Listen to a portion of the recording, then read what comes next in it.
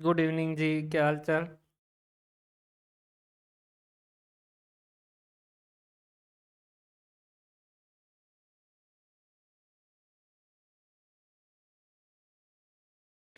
नमस्ते जी, नमस्ते।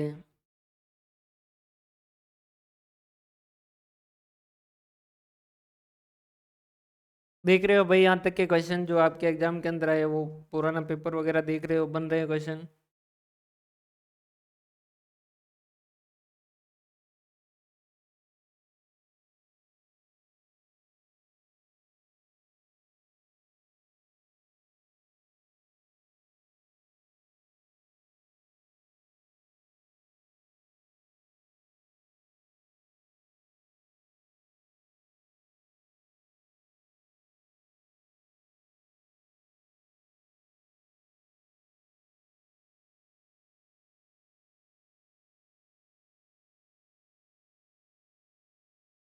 शुरू करें।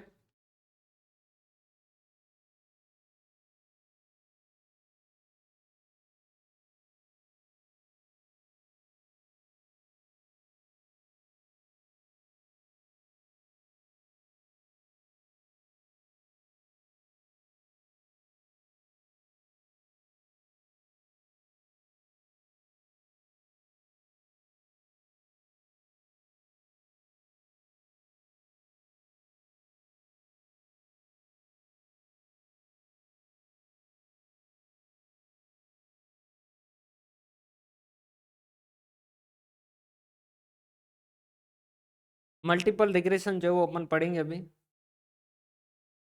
ईएफएम में लिखा नहीं है, लेकिन क्वेश्चन इसके आ सकते हैं क्योंकि रिग्रेशन लिखा है तो उसमें मल्टीपल रिग्रेशन भी जो है वो इंक्लूड ही होता है। और ईबीएसटी में तो स्पेसिफिक लिखा भी है मल्टीपल रिग्रेशन। क्वेश्चन इससे ज़्यादा कॉम्प्लिकेटेड बन नहीं सकते क्योंकि एमसीक्यू बेस्ड क्वेश्चन है। लेकिन अपने को इसका जो कॉन्सेप्ट है वो पूरा का पूरा समझना होगा, किस तरीके से चलता है। और छोटी छोटी बातें जो है वो सारी की सारी समझनी होगी। इसको अपन जो है वो सीधा नोट से ही देखेंगे।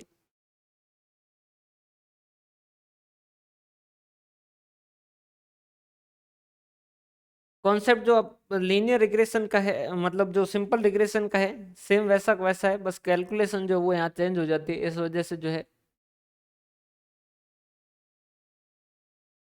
ये आपके अपडेट करना है। अभी अपडेट कर देंगे क्लास के बाद, है ना। जस्ट अभी कंप्लीट हुआ है। देखो, रिग्रेशन एनालिसिस क्या क्या हो सकते हैं। सिंपल और मल्टीपल। सिंपल मतलब कि दो वेरिएबल है, अगर बाईवेरिएट है तो उस केस के अंदर अपन सिंपल रिग्रेशन कहते हैं। और अगर दो या दो से ज़्यादा है तो उस केस के अंदर अपन मल्टीपल रिग्रेशन जो है वो कहते हैं। जैसा हमने कोरिलेशन के अंदर पढ़ा वैसा वैसा यहाँ भी है।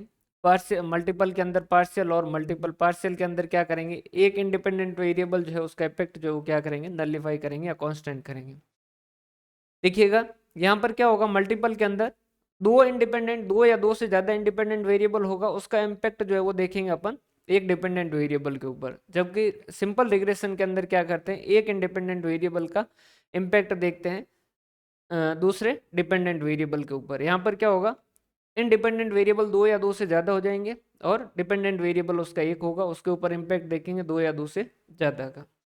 दूसरा जो है वो बाइफर्केशन लीनियर और नॉन लीनियर होता है। लीनियर अगर उनके अंदर जो लीनियरिटी की अपनी जो है वो कांस्टेंट रेशियो है तो उस केस के अंदर अपन लीनियर रिग्रेशन बनता है। और अदरवाइज नॉन लीनियर रिग्रेशन जो वो बनता है। अपन यहाँ पर जो भी पढ़ेंगे वो लीनियर रिग्रेशन ही पढ़ेंगे क्योंकि नॉन लीनियर जो वो बहुत ज़्यादा कॉम्प्लिकेटेड हो जाता है। और मल्टीपल के अंदर दो इंडिपेंडेंट वेरिएबल या दो से ज़्यादा इंडिपेंडेंट वेरिएबल हो सकता है। लेकिन यहाँ जो भी पढ़ेंगे अपन वो दो इंडिपेंडेंट वेरिएबल का ही पढ़ेंगे क्योंकि उससे ज़्यादा जो है वो ज़्यादा कॉम्प्लिकेटेड होता है और वो एग्जाम में पूछा भी नहीं जाता है। इसके अंदर क्वेश्चन जो है वो आपके सिंपल ही क्वेश्चन होते हैं, जैसा कि इसके बाद में अपन पुराने पेपर भी देख लेंगे लास्ट अटेम्प्ट के, तो और ज़्यादा अच्छे से क्लियर हो जाएगा। सिंपल रिग्रेशन अगर दो के बीच में है तो सिंपल रिग्रेशन कहलाएगा। y ऑन x, तो इसका मतलब क्या है y जो है वो डिपेंडेंट है और x जो वो इंडिपेंडेंट है, या फिर x ऑन y। तो y जो है वो क्या हो जाएगा, यहाँ पर इंडिपेंडेंट हो जाएगा और x जो वो डिपेंडेंट हो जाएगा। अगर कोरिलेशन कोएफिशिएंट जो परफेक्ट है, +1 या -1 है, तो वहां पर एक ही रिग्रेशन इक्वेशन बनेगी। नमस्ते जी, नमस्ते। अदरवाइज जो है दो रिग्रेशन इक्वेशन बनेगी। मल्टीपल रिग्रेशन में क्या होगा, multiple regression analysis represent logical extension of two variable और सिंपल रिग्रेशन, इसे जो क्या कहा जाता है, जो सिंपल रिग्रेशन है उसका एक्सटेंशन है। एक्सटेंशन क्यों? क्योंकि कॉन्सेप्ट रिग्रेशन का वही रहेगा, उसके अंदर कोई भी चेंज नहीं आएगा, सेम वैसा का वैसा ही कैलकुलेशन होगी, सारे के सारे इंटरप्रिटेशन वैसे ही होंगे, सारे रूल वगैरह जो वो सेम वैसे वैसे रहेंगे, बस कैलकुलेशन जो वो चेंज हो जाएगी। यहाँ पर वेरिएबल जो है इंडिपेंडेंट वो एक की बजाय दो या दो से ज्यादा हो जाएंगे।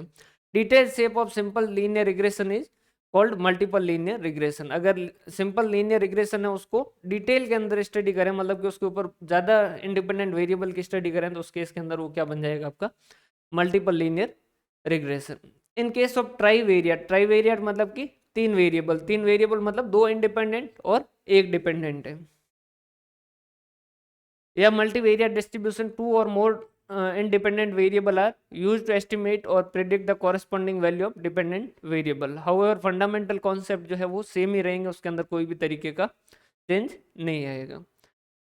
डाउट आए वहां पर रोकवाते रहिएगा ना, क्योंकि इसके अंदर ज़्यादा अपन जो है वो मेनली जो रिग्रेशन का कॉन्सेप्ट है सेम वो का वही रहेगा, इसमें से जो पॉइंट बन सकते हैं और जहाँ से क्वेश्चन बन सकते हैं वो सारे के सारे लिखे गए हैं। In trivariate distribution following three type of regression equation में भी डिराइव्ड। जैसे अगर अपन ट्राईवेरिएट देखें तो क्या हो जाएंगे, ट्राईवेरिएट के अंदर x1 x2 और x3 है, x1 x2 और x3 है। ये थोड़ा लिखने का तरीका देख लीजिएगा ना, इस तरीके से लिखा जाता है अगर x1.23, इसका मतलब क्या है, 2 और 3 जो है वो तो क्या है इंडिपेंडेंट वेरिएबल है, और उसका उनका इम्पैक्ट देखा जा रहा है किसके ऊपर, x1 के ऊपर, तो x1 जो है वो क्या हो जाएगा डिपेंडेंट हो जाएगा। ये थोड़ा सा इस तरीके के क्वेश्चन जो वो पूछे जाते हैं कई बार कि x1.23 लिखा हुआ है, इसका मतलब क्या है, कौन सा इंडिपेंडेंट वेरिएबल है, कौन सा डिपेंडेंट वेरिएबल है। यहीं पर x2.13 है, मतलब कि क्या है 1 और 3 जो है वो क्या है इंडिपेंडेंट वेरिएबल है, और 2 जो है वो क्या है डिपेंडेंट वेरिएबल है। तो 1 और 3 का इम्पैक्ट देखा जा रहा है 2 के ऊपर, जैसे कि ये हो गया आपका रेनफॉल, ये हो गया टेम्परेचर, और इन दोनों का इम्पैक्ट जो है वो देखा जा रहा है अगर आपका क्रॉप के ऊपर की कितनी फसल होती है, तो उसे हम क्या कहेंगे ट्राईवेरिएट रिग्रेशन कहेंगे। तो regression of x1 on x2 and x3, तो इसका मतलब क्या है x2 और x3 तो जो है वो इंडिपेंडेंट वेरिएबल है, उनका इम्पैक्ट देखा जा रहा है किसके ऊपर, x1 के ऊपर। This equation for the given value of x2 and x3, जो है x2 और x3 की वैल्यू गिवन होगी जो कि क्या है इंडिपेंडेंट वेरिएबल है, कोरस्पॉन्डिंग वैल्यू ऑफ x1, और उसके हिसाब से अपन क्या करेंगे x1 की वैल्यू जो वो एस्टिमेट करेंगे। वहीं पर जैसे लिखा है x2 on x1 and x3, तो x1 और x3 जो है वो इंडिपेंडेंट हो जाएंगे और x2 जो है वो क्या हो जाएगा आपका डिपेंडेंट। इसको लिखा कैसे जाएगा x2.13, मतलब कि 2 जो है वो क्या है डिपेंडेंट है और 1 और 3 इंडिपेंडेंट है। वैसा वैसा x3 ऑन 1 एंड 2 लिखा है, इसका मतलब x3.12 लिखा होगा, तो इंडिपेंडेंट वेरिएबल 1 और 2 हो जाएगा और 3 जो वो डिपेंडेंट हो जाएगा। For regression analysis for more than 3 variable process जो ज़्यादा कॉम्प्लेक्स हो जाता है। बाकी बेसिक प्रिंसिपल सिंपल और मल्टीपल रिग्रेशन का क्या रहेगा, सिमिलर ही रहेगा। लीनियर और नॉन लीनियर रिग्रेशन जो कि अपन नॉर्मली जानते हैं, अगर इनका कांस्टेंट रेशियो है तो उस केस के अंदर जैसे कि 1.1 गुना 1.2 गुना 1.5 गुना 2 गुना इस तरीके का है कि उसमें 5% चेंज है, तो इसमें 10%, इसमें 10 तो इसमें 20%, इसमें 20 है, तो इस तरीके से कंटिन्यू चल रहा है, तो उस केस के अंदर वो क्या होगा लीनियर रिग्रेशन होगा अगर इनके बीच में कांस्टेंट रेशियो, तो अदरवाइज नॉन लीनियर होगा। हम जो भी पढ़ेंगे वो कौन सा पढ़ेंगे, लीनियर ही पढ़ेंगे। डिटर्मिनेशन ऑफ, वैसे ये जो लीनियर रिग्रेशन और नॉन लीनियर रिग्रेशन या फिर मल्टीपल रिग्रेशन जो भी होते हैं, ये सारे सारे कैलकुलेशन आज के टाइम में कंप्यूटर के जरिए होते हैं, उनके अंदर वैल्यू जो पुट करनी होती है वो कैलकुलेट करते हैं, क्योंकि इनका कैलकुलेशन जो वो ज़्यादा ही कॉम्प्लिकेटेड हो जाता है। Determination of linear regression, determination of linear regression is made by means of straight line of the best fit और बाय द रिग्रेशन प्लेन। यहाँ पर थोड़ा सा ध्यान रखिए कि यहाँ वर्ड जो वो चेंज हो जाता है। जब हम सिंपल रिग्रेशन पढ़ते हैं तो वहां पर क्या वर्ड यूज होता है, रिग्रेशन लाइंस यूज होता है, और यहाँ पर जो है जब मल्टीपल पढ़ते हैं या ट्राईवेरिएट वगैरह जो भी पढ़ते हैं तो उस केस के अंदर वर्ड जो यूज होता है वो क्या होता है रिग्रेशन प्लेन। अब रिग्रेशन लाइन और रिग्रेशन प्लेन जो है कॉन्सेप्ट सेम ही है, लेकिन थोड़ा सा चेंज है जो अपन आगे देखते हैं। In regression analysis generally linear regression जो है वही पढ़ते हैं, since it is easy and this basis estimate and prediction are made easy and with surety. और इसके हिसाब से जो लीनियर रिग्रेशन जो है या फिर लीनियरिटी के साथ जो हम कर रहे हैं उसमें हमारा जो एस्टिमेट या प्रिडिक्शन होगा वो इजी भी होगा और श्योरिटी के साथ भी होगा। हालांकि डीमेरिट्स में इसका ये भी पढ़ेंगे कि ये लीनियर रिग्रेशन को ही जो कैलकुलेट करता है या इसकी एक एजम्पशन है लीनियर रिग्रेशन, उसके बारे में कहेंगे भी कि भाई इसका एक ये डीमेरिट है, कोई ज़रूरी भी नहीं है। Linear lines sorry regression line and regression plane. Regression line क्या होगा? Value of two variable are plotted on graph paper in the form of two dimensional scatter diagram and two lines of best fit are drawn passing nearest to these dots are known as regression lines. ये एक अपन scatter diagram लिया और ये x और Y की इस तरीके से वैल्यू प्लॉट की और एक लाइन ऑफ बेस्ट फिट जो वो इस तरीके से बनाई और एक इस तरीके से जो वो बनाई, ये तो क्या कहलाएगी? Regression line. ये जो है ये क्या रहेगा? इसके अंदर ध्यान क्या रखना है? ये जो है वो क्या होगी? ड्रॉन पासिंग नियरेस्ट टू, ये क्या होगा? टू डायमेंशनल स्कैटर डायग्राम होगा। ये क्या होगा? टू डायमेंशनल स्कैटर डायग्राम होगा। वहां पर क्या होगा? अगर मल्टीपल है या ट्राईवेरिएट है तो उस केस के अंदर क्या होगा? थ्री डायमेंशनल होगा। थ्री डायमेंशनल के अंदर क्या होगा? मतलब कि इसकी जैसे नॉर्मली जैसे अपन सिर्फ जब हम पढ़ते हैं ग्राफ वगैरह, तो अगर जैसे सिर्फ इसकी हाइट पढ़ते हैं तब ये क्या होता है? One dimensional. अगर हम इसकी इस तरीके से हाइट भी पढ़ रहे हैं और इसकी जो विड्थ है मतलब कि ऊंचाई और चौड़ाई दोनों पढ़ते हैं तो ये क्या हो जाता है? टू डायमेंशनल हो जाता है। और इसके अलावा अगर हाइट विड्थ और इसके अलावा हम इस तरीके से पढ़ते हैं इसको, ये इस तरीके से पढ़ रहे हैं तो ये क्या हो जाता है? थ्री डायमेंशनल हो जाता है। तो यहाँ जब पढ़ेंगे अपन रिग्रेशन प्लेन के अंदर तो वहां पर क्या होगा? वो थ्री डायमेंशनल होगा। The regression line express the mutual relationship between two variable based on their respective arithmetic mean. अपन ने पहले ही बात की थी, जो ए होता है वो कैसे कैलकुलेट करते हैं? X bar minus B Y bar, इस तरीके से कैलकुलेट किया जाता है। These lines are determined by the means of equation of first degree. इनको इक्वेशन ऑफ फर्स्ट डिग्री के हिसाब से मेजर किया जाता है। आगे आएगा ये। और रिग्रेशन प्लेन जो है वो क्या होगा? When the value of three variable are plotted on the graph paper, तो थ्री डायमेंशनल स्कैटर डायग्राम जो बनाया जाएगा और उसके हिसाब से जो लाइनें बनेगी उन लाइनों को हम क्या कहेंगे? Best plane is called regression plane. In fact यहाँ पर क्या होगा? Three dimensional scatterness of two dimensional line से कॉल्ड ए प्लेन। कि अगर कोई two dimensional line two dimensional है अगर,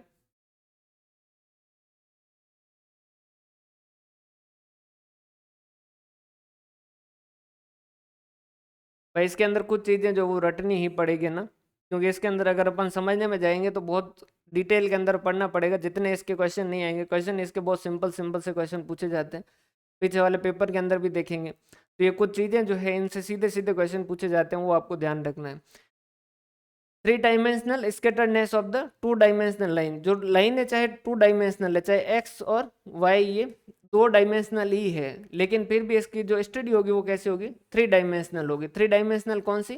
जैसे x1 on x2 and x3, x2 on x1 and x3 और x3 on x1 and x2। ये इस तरीके से थ्री डायमेंशनल जो है वो इसकी स्टडी की जाएगी। कैसे कैलकुलेट किया जाएगा ये आगे अपन जो है वो इसको डिटेल में पढ़ेंगे। ये एक मेथड है उसके बारे में बता रखा है कि किस तरीके से होता है। वहाँ पर इक्वेशन कैसी होती है? वहाँ पर सीधी इक्वेशन होती है, एक्स इज इक्वल टू क्या होता है? ए प्लस बी वाई, और वाई इज इक्वल टू क्या होता है? ए प्लस बी एक्स। इस तरीके से होती है। यहाँ पर क्या होगा? एक्स 1.23 मतलब कि एक्स वन पे इम्पैक्ट जो वो चेक कर रहे हैं 2 और 3 का, तो अपन पहले क्या देखेंगे? कांस्टेंट वैल्यू देखेंगे 1.23, मतलब कि 2 और 3 जो है, मतलब कि x2 और x3 है उनको कांस्टेंट कर देंगे या जीरो कर देंगे, तब जो है वो x1 की वैल्यू क्या रहेगी? प्लस उसके बाद में जो वो रिग्रेशन कोएफिशिएंट देखेंगे b1 2.3 का मतलब क्या है कि इसको जो x3 है उसको कांस्टेंट करके इनके बीच का जो वो रिग्रेशन कोएफिशिएंट चेक करेंगे। और b1 3.2 इसका मतलब क्या है? x2 को कांस्टेंट करके 3 का इम्पैक्ट देखेंगे 1 के ऊपर और यहाँ पर रिग्रेशन कोएफिशिएंट जो वो कैलकुलेट करेंगे। तो यहाँ पर क्या किया जा रहा है, देखो थोड़ा सा समझिएगा, फॉर्मूला जो वो आसान आसान ही, इतना हार्ड नहीं है। देखो यहाँ पर क्या किया जा रहा है, एक्स जो है वो क्या है आपका डिपेंडेंट वेरिएबल है और ये जो है वो क्या है इंडिपेंडेंट वेरिएबल है। यहाँ पर 1 जो है वो क्या है आपका डिपेंडेंट वेरिएबल है। पहला ए है तो यहाँ पर ए वैसा वैसा कैलकुलेट किया जाएगा, लेकिन A1 की वैल्यू कब कैलकुलेट की जाएगी, जब 2 और 3 दोनों क्या कर दिए जाए, दोनों की वैल्यू क्या हो 0 हो, तब x1 की वैल्यू क्या है। उसके अलावा 2 का इम्पैक्ट देखना है तो 2 का इम्पैक्ट दोनों का अलग अलग देखा जाएगा। पहले 3 वाले को कांस्टेंट कर देंगे और दूसरे का इम्पैक्ट देखेंगे पहले के ऊपर, और उसकी जो वैल्यू है x2 की उसको क्या कर देंगे, इससे रिग्रेशन कोएफिशिएंट से मल्टीप्लाई कर देंगे। सेम वैसा का वैसा फिर 2 वाले को क्या कर देंगे कांस्टेंट कर देंगे और 3 वाले को क्या करेंगे 1 के ऊपर इम्पैक्ट देखेंगे। ये जो है 3 का इम्पैक्ट आ रहा है 1 के ऊपर, ये जो है उसका रिग्रेशन कोएफिशिएंट, और उसको क्या करेंगे x3 से मल्टीप्लाई करेंगे। एक बार इसको वापस देख लीजिए, देखो सेम ये जो जिस तरीके से बनता है ना, जो रिग्रेशन लाइन बनती है ना, वैसे की वैसे ये रिग्रेशन जो है वो प्लेन जो है उसकी भी इक्वेशन उसी तरीके से बनेगी। अपने को डिपेंडेंट वेरिएबल की वैल्यू पता करनी है तो हम क्या करेंगे, पहले तो इंडिपेंडेंट वेरिएबल जब 0 होता है तब उसकी वैल्यू क्या होती है, ये पहला कांस्टेंट हो जाता है, और फिर जो हम क्या देखते हैं, जो उसका स्लोप देखते हैं और उसको मल्टीप्लाई करते हैं y की गिवन वैल्यू। तो यहाँ पर क्या है x2 की भी वैल्यू गिवन है और x3 की भी वैल्यू गिवन है। तो पहले तो लिखेंगे कि x2 और x3 दोनों 0 हो जाते हैं, तब इसकी वैल्यू x1 की क्या होती है वो लिख दिया। उसके बाद में लिखेंगे पहले 3 वाले को कांस्टेंट करेंगे, उसको हटाएंगे, ये जो है ये क्या कहलाएगा partial regression coefficient. Partial regression coefficient क्यों कहलाएगा, क्योंकि अपन ने जैसा कोरिलेशन में पढ़ा था वैसा वैसा इस रिग्रेशन के अंदर भी सेम ही कॉन्सेप्ट है कि इसका मतलब क्या है, पार्शियल का मतलब क्या है कि जो 2 वेरिएबल है उसके अलावा बाकी वेरिएबल उनको क्या कर रहे हैं कांस्टेंट कर रहे हैं, तो तीसरे वाले को क्या कर देंगे कांस्टेंट कर देंगे, और दूसरे और पहले का जो स्लोप है वो अपन कैलकुलेट करेंगे, वो रिग्रेशन कोएफिशिएंट कैलकुलेट करेंगे और उसको मल्टीप्लाई करेंगे x2 की जो गिवन वैल्यू है, और वैसा वैसा 2 वाले को यहाँ पर साइलेंट कर देंगे और 3 का इम्पैक्ट देखेंगे 1 के ऊपर, वो जो है वो रिग्रेशन कोएफिशिएंट क्या है उसको क्या करेंगे x3 से गुणा करेंगे। क्लियर है भाई, यहाँ तक की बातें समझ आ रही है भाई? थोड़ा सा है डिफिकल्ट ये तो मैं खुद मान रहा हूँ, है ना, और इसमें कुछ चीजें आपको रटनी भी पड़ेगी। मैं कोशिश कर रहा हूँ कि आपको रटने की चीजें जो वो थोड़ी कम हो, मतलब कि रटना आसान हो जाए। बाकी इसके अंदर चीजें जो वो मल्टीपल रिग्रेशन के अंदर कुछ चीजें जो वो रटनी ही पड़ेगी। बाकी ज्यादा रटने की जरूरत इस वजह से नहीं पड़ेगी क्योंकि इतने बड़े क्वेश्चन जो वो आएंगे नहीं आगे, जो कैलकुलेशन बेस्ड है, लेकिन एक एक बार आपको इनको कंटिन्यूस देखते रहना पड़ेगा। क्लियर है? वैसे स्टेट्स के अंदर 2 ही जगह जो आपको थोड़ी बहुत तकलीफ आएगी, जो जहाँ पर आपको कुछ चीजें रटनी पड़ेगी, जिसमें एक तो है ये, वैसे सबसे ज़्यादा तो इसी में है, मल्टीपल रिग्रेशन के अंदर ही सबसे ज़्यादा जो रटने वाली चीज़ें हैं। बाकी जो है वो आपके एक टेस्ट जो है उसके अंदर कुछ फॉर्मूले जो है वो रटने पड़ेंगे। यहाँ तक की बातें समझ पा रहे हो ना भाई?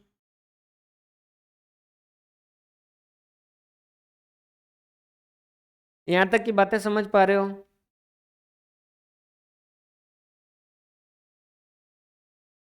अरे बोलो रे।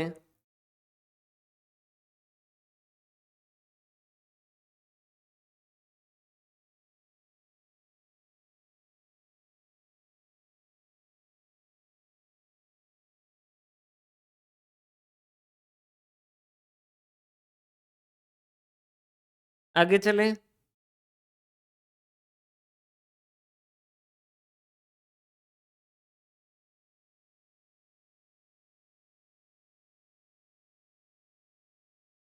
कौन सा, ये वाला?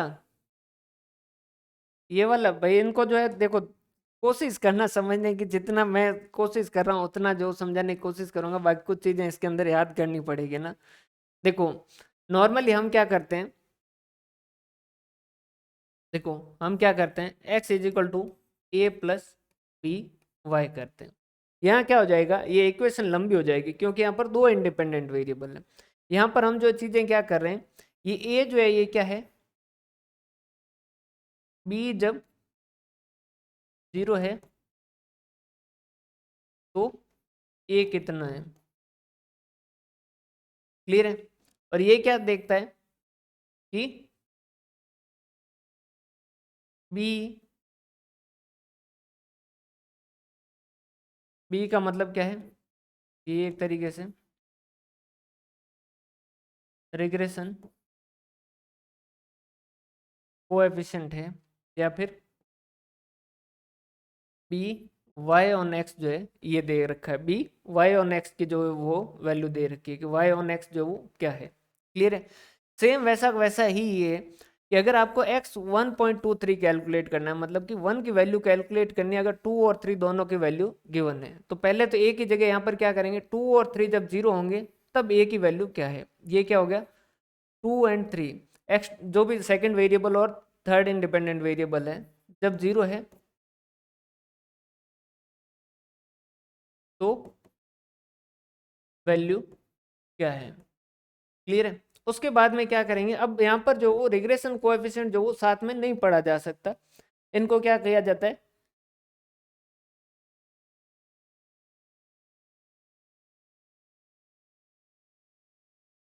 इनको जो है वो क्या किया जाता है, एक एक को पढ़ना पड़ेगा। तो पहले तो तीसरे को क्या कर देंगे, कांस्टेंट कर देंगे।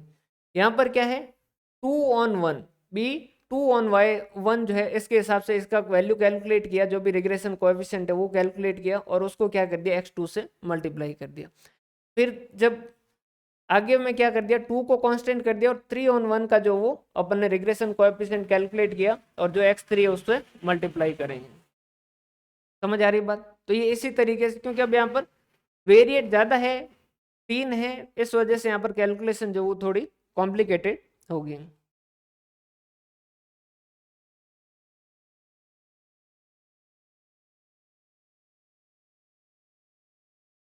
A1.23 जो निकालते हैं ये गिवन होती है, अच्छा ये वाली नहीं, ये वाली गिवन ही होती है, इसके अंदर इतना कॉम्प्लिकेटेड क्वेश्चन नहीं आएगा। अपन दोनों के देख लेंगे, ईएफएम और ईबीएसटी दोनों जो है वो पीछे वाले क्वेश्चन भी देख लेंगे। इतना ज़्यादा कॉम्प्लिकेटेड आ नहीं सकता, क्योंकि एमसीक्यू के अंदर जो क्वेश्चन बनाया जाएगा उसकी एक टाइम फ्रेम भी होती है कि भाई 1 मिनट के अंदर क्वेश्चन हो, इस तरीके का क्वेश्चन बनाया जाए, क्योंकि एक क्वेश्चन के लिए 1 मिनट का ही टाइम है। क्लियर है। बाकी आप नागर वगैरह जो भी बुक पढ़ रहे हो उसके अंदर बुक में 10 बार तो कम से कम ये लिखा है कि भाई ये बहुत ज़्यादा कॉम्प्लिकेटेड है, बहुत ज़्यादा कॉम्प्लिकेटेड है। Method of determining regression equation, ये जो रिग्रेशन देखो क्वेश्चन बनेंगे तो कौन से बनेंगे कि इसका मेथड कौन सा, ये इस तरीके का। क्लियर है, इस तरीके का। या फिर जैसे कि मल्टीपल रिग्रेशन का, जैसे पिछली बार के क्वेश्चन में क्या था, पिछले बार के क्वेश्चन के अंदर एक तो ये 2-3 लाइनें दे रखी थी, मल्टीपल रिग्रेशन जो है वो क्या करता है, किस तरीके से करता है। उसमें लिखा था एस्टिमेट, वैल्यू एस्टिमेट करवाने में मदद करता है, 2 से 2 ज़्यादा वेरिएबल होते हैं, इस तरीके की सिंपल जो इसकी कैरेक्टरिस्टिक्स है उसके ऊपर ही क्वेश्चन जो है वो बनते हैं। एक ऊपर वाले पॉइंट पे था क्वेश्चन है और एक आगे और था, अपन इसके लास्ट में क्वेश्चन देख लेंगे। हाँ बहुत कम पूछते हैं, बहुत ही कम पूछते हैं, लेकिन वो है कि अपने को क्लास के अंदर एक बार पढ़ना होगा, ताकि भाई इसमें होता क्या है कि जैसे कुछ चीज़ें ज़्यादा कॉम्प्लिकेटेड होती है ना, उसको छोड़ने के बजाय उसको थोड़ा बहुत पढ़ने से फायदा ये हो जाता है कि इनके क्वेश्चन जब भी ऐसा कॉम्प्लिकेटेड चैप्टर होता है ना, उनके क्वेश्चन बाकी जितने चैप्टर के क्वेश्चन पूछे जाते हैं ना, उनसे हमेशा ऐसे जो चैप्टर होते हैं जो कॉम्प्लिकेटेड होते हैं उनके क्वेश्चन इजी पूछे जाते हैं। जैसे आप एबीएसटी के अंदर कंसोलिडेशन देखोगे, तो कंसोलिडेशन के अंदर अगर 10 क्वेश्चन पूछे गए तो 10 में से 8 बार क्वेश्चन ये पूछा गया है कि अगर पेमेंट ज़्यादा किया गया है तो वो गुडविल में जाएगा या कैपिटलिज्म में जाएगा। जो आउटसाइडर है उनको क्या कहा जाता है, माइनॉरिटी इंटरेस्ट कहा जाता है या क्या कहा जाता है। तो जैसे कॉम्प्लिकेटेड चैप्टर होते हैं ना, उनको छोड़ने की बजाय उसका कॉन्सेप्ट और उनकी इजी वाली चीज़ें जो समझने में ज़्यादा फायदा है, क्योंकि उससे सीधे सीधे क्वेश्चन बनते हैं और सीधे सीधे क्वेश्चन आप आसानी से कर पाओगे। जैसे ये क्वेश्चन पूछ लिया कि भाई इसके अंदर जो है कौन से मेथड से आप पता कर सकते हो, तो जैसे 3 ये दे दिए और चौथा एक और कोई मेथड दे दिया, तो वहां पर आप क्या कर पाओगे, इसको आसानी से रूल आउट कर पाओगे कि भाई हाँ ये चीज़ें, तो ये वाली चीज़ें आप आसानी से 2-2 3-3 बार देखोगे तो ये सारी चीज़ें आपके कवर हो जाएगी। Method of determining multiple regression equation कैसे कैसे पता कर सकते हो, लिस्ट स्क्वायर मेथड या फिर लॉन्ग मेथड कहते हैं, डेविएशन मेथड और शॉर्ट मेथड, और method using X bar, standard deviation और आर। इन दोनों मेथड के अंदर, लॉन्ग मेथड और शॉर्ट मेथड के अंदर मेनली जो फर्क है वो समझिएगा। मेनली इनके अंदर फर्क जो है वो लॉन्ग मेथड और शॉर्ट मेथड के अंदर क्या होता है, ये जो है वो क्या करता है, ये डेविएशन देखता है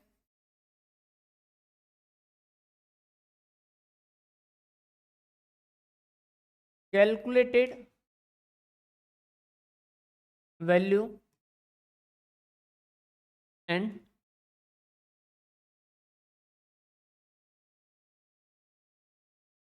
एक्चुअल वैल्यू का। ये जो है लिस्ट स्क्वायर मेथड जो है वो क्या करता है, किसका देखता है, कैलकुलेटेड वैल्यू और एक्चुअल वैल्यू का। जैसे अपन क्या कहते हैं, y माइनस वाई सी, कि भाई ये जो कैलकुलेटेड वैल्यू है और ये जो एक्चुअल वैल्यू है इन दोनों का गैप देखता है। तो यहाँ इसके जब फॉर्मूले आएंगे ना तो वहां पर आप देखोगे कि ये इस तरीके की बातें ज्यादा होगी। जबकि ये डेविएशन मेथड या शॉर्ट मेथड जो है ये क्या करता है, ये डेविएशन, ये भी डेविएशन ही देखता है। डेविएशन मतलब फर्क कितना आता है, ये भी डेविएशन देखता है, बट ये अरिथमेटिक मीन से देखता है। इस वजह से यहाँ पर कैसी बातें आएगी, y माइनस वाई बार जो है वो आएगा। आगे जब फॉर्मूला भी देखोगे तो यहाँ y माइनस वाई सी के स्क्वायर देखेंगे, यहाँ पर देखोगे तो y माइनस वाई बार जो वो देखोगे। और तीसरा जो method using arithmetic mean, standard deviation और रिग्रेशन जो है वो तो अलग ही है। तो उसके अंदर ये अगर तीनों चीजें दे रखी हो तो अपन जो कैलकुलेट कर सकते हैं।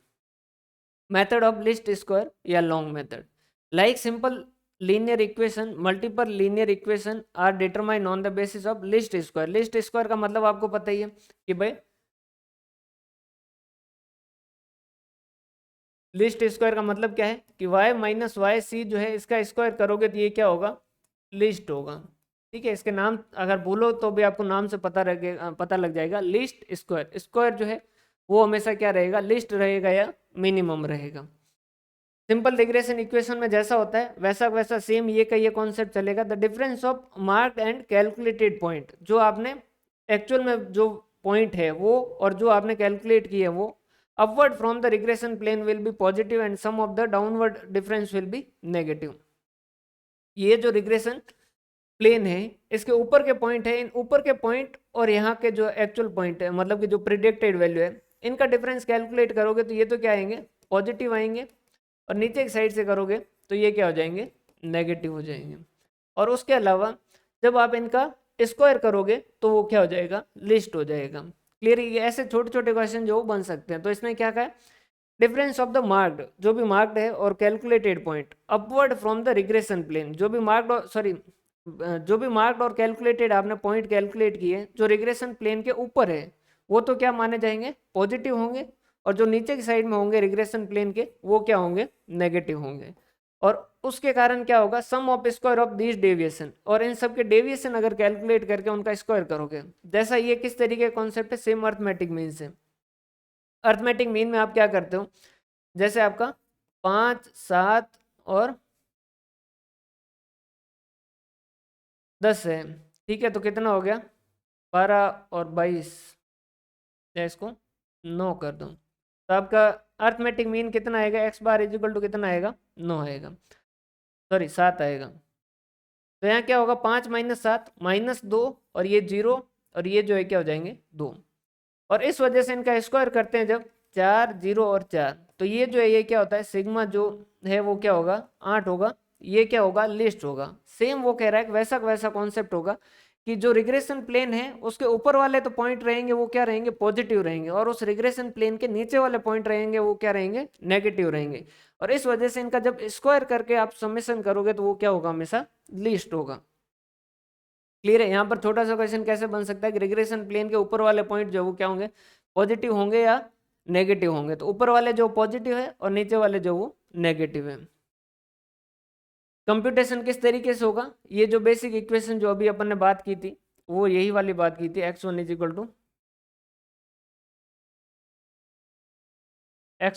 टू ये a1.23, b1 2.3, x2 और b1 3.2, x3।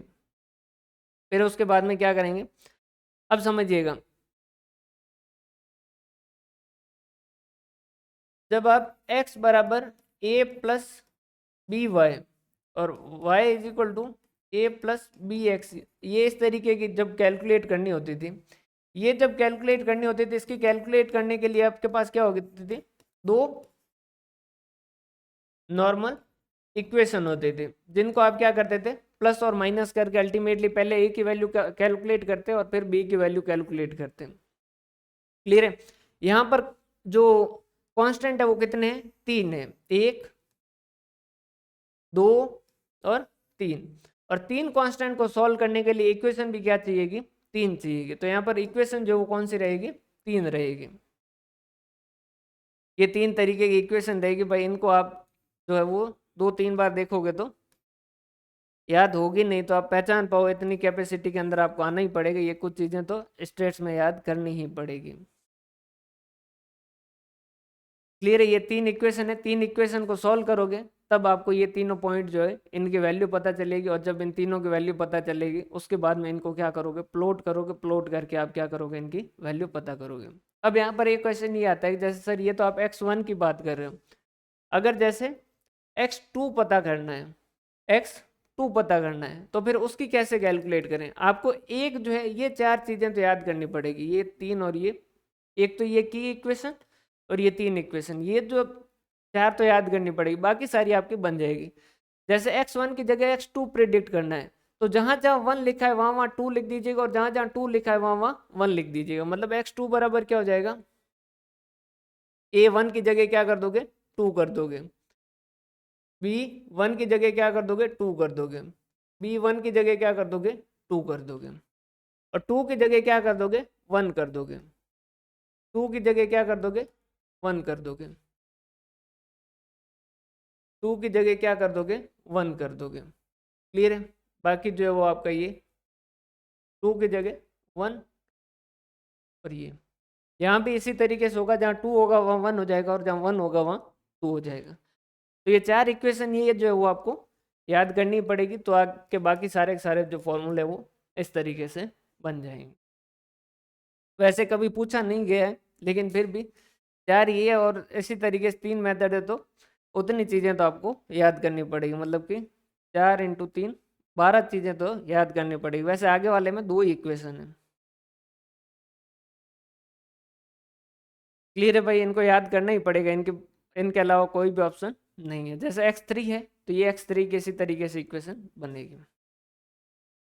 Least square method के बारे में, साइंटिफिक है, रिलायबल है। जैसे कि पिछली बार क्वेश्चन पूछा गया था कि भाई ये डिस्पर्सन के लिए सबसे बेस्ट मेथड कौन सा है, तो वैसे वैसे अगर मल्टीपल रिग्रेशन के लिए सबसे बढ़िया मेथड कौन सा है, तो लीस्ट स्क्वायर है। ये साइंटिफिक और रिलायबल है। जो इसको सॉल्व करना लेंथी और कॉम्प्लेक्स है, सेम वैसा वैसा जैसा स्टैंडर्ड डेविएशन जो वो साइंटिफिक और रिलायबल है, लेकिन वो भी लेंथी और कॉम्प्लेक्स माना जाता है। If deviation are taken from actual mean instead of original data, then the computation process will be easier and simple. यहाँ पर क्या किया जाता है, एक्चुअल जो वैल्यू है उनसे डेविएशन देखा जाता है, जबकि एक्चुअल वैल्यू की जगह अगर एक्चुअल मीन से डेविएशन देखा जाता तो ये कहते हैं कि भाई सिंपल हो जाता कंप्यूटेशन। और इसी बात को आगे वाला जो है डेविएशन मेथड इसने माना है, और इसने शॉर्ट मेथड जो दिया उसने क्या किया, डेविएशन जो देखा वो एक्चुअल मीन से देना शुरू कर दिया। तो this method applicable where actual means are in whole number. पहली बात तो होल नंबर होना चाहिए, अगर फ्रैक्शन में होगा तो ये भी ज़्यादा कैलकुलेशन कॉम्प्लिकेटेड हो जाएगी। यहाँ डेविएशन जो देखा जाएगा वो किससे देखा जाएगा, उनके रेस्पेक्टिव मीन से। जैसे x⁻1 जो है x⁻1, x⁻2, x⁻3, और ये सिग्मा x1 जो है ये जो लिखा है ना, इसका मतलब क्या है, ये टाइमर शुरू हो रहा है क्या?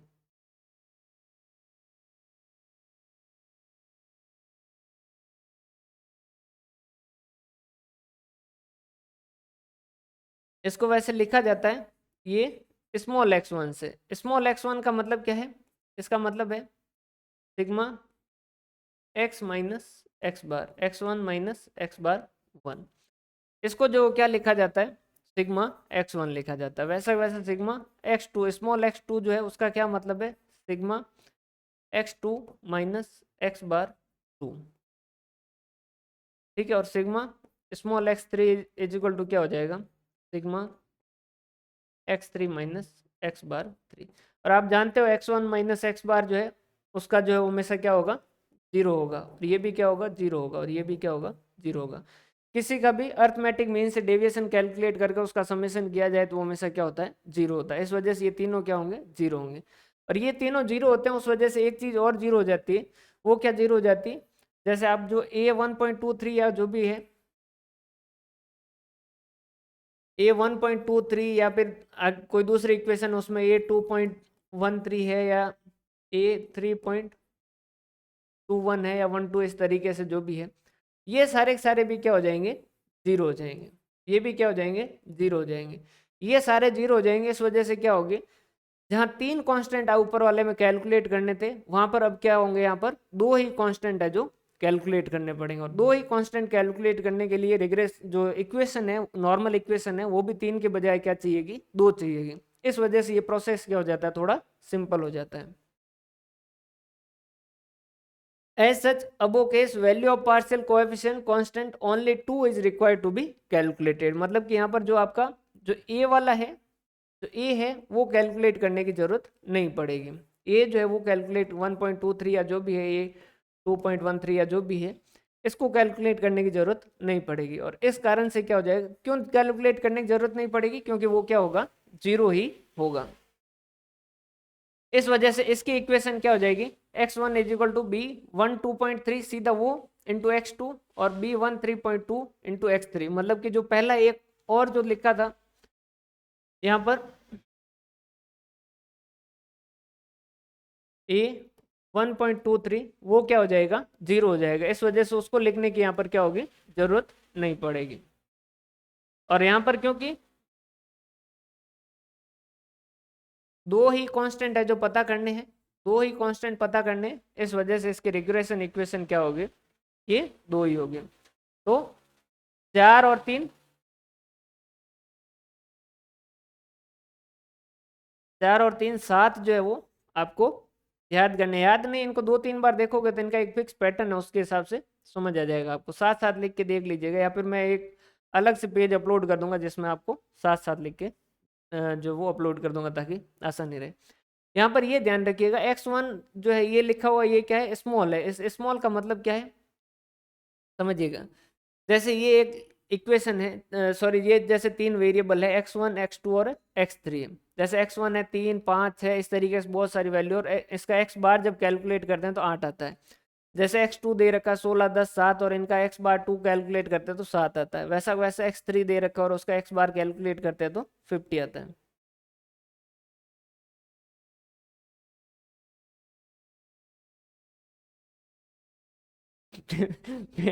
भाई ये मेरे को वो क्या कहते हैं, नोट्स बनाने में भी मेरे को ये गाने याद आ रहे थे। मैंने कहा यार ये, पर ये ठीक है, इतना कॉम्प्लिकेटेड पूछा नहीं जाता। एग्जाम्पल एग्जाम के हिसाब से इसमें से कोई क्वेश्चन गलत नहीं होगा, ये कंफर्म है, उसकी चिंता ना करें। अब है, क्योंकि क्या होता है, वेरिएबल दो होते हैं तब तक तो ठीक है। अब तीन के अंदर क्या है यहाँ पर, जैसे इसका कॉन्सेप्ट जो है वो तो इजी है, लेकिन इसकी कैलकुलेशन जो वो क्या हो जाती है, पूरी की पूरी कॉम्प्लिकेटेड हो जाती है। कॉम्प्लिकेटेड हो जाती है तो इसके फॉर्मूले जो वो कॉम्प्लिकेटेड हो जाते हैं। अब यहाँ पर समझिएगा, ये स्मॉल x1 क्या होगा, x1 माइनस एक्स बार वन, तो 3 - 8 ये क्या होगा, -5, 5 - 8 ये क्या होगा, -3, 6 - 8 ये क्या होगा, -2। क्योंकि ये शॉर्ट शॉर्ट मेथड है, और शॉर्ट मेथड में अपन ने कहा ही क्या था कि हाँ, हम डेविएशन जो देखेंगे वो किससे देखेंगे, एक्स बार से देखेंगे। वैसा वैसा x2 जब देखें तो 16 - 7 10 - 7 7 - 7, और वैसा वैसा x3 जो वो क्या होगा, 90 - 50 72 - 50 54 - 50। फिर x1 x2 जो वो स्मॉल वाले है, तो ये इन दोनों का मल्टीप्लाई है। -5 और 9 -45, -3 और 3 -9 -2 और 0 0। ये इस तरीके से जो है इसकी कैलकुलेशन रहेगी।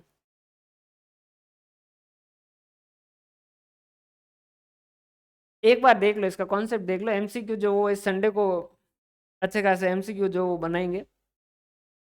एक बार मल्टीपल रिग्रेशन हो जाए उसके बाद में जो इसमें ज़्यादा बाकी वाले चैप्टर इतने हार्ड है नहीं। एक ये और एक ये टेस्ट वाले जो है उसके अंदर कुछ फॉर्मूले, बाकी वाले सारे के सारे इजी है। Method of least square deviation method, ये वाले कॉन्सेप्ट वाली चीजें ध्यान रखिएगा, क्योंकि क्वेश्चन जो बनेगा ना वो सारा का सारा यहाँ से बनेगा। जैसे मैं एक सेकंड मैंने लिखे होंगे, मैं वो फाइल भी भेज देता हूँ, इसके जस्ट बाद में अपन वो फाइल भी देख लेंगे। हम्म, यार इसमें मैंने टिक लगा रखे हैं, वो गलती कर रखी है, बाकी तो अपन सीधा क्वेश्चन अभी भी कर सकते थे।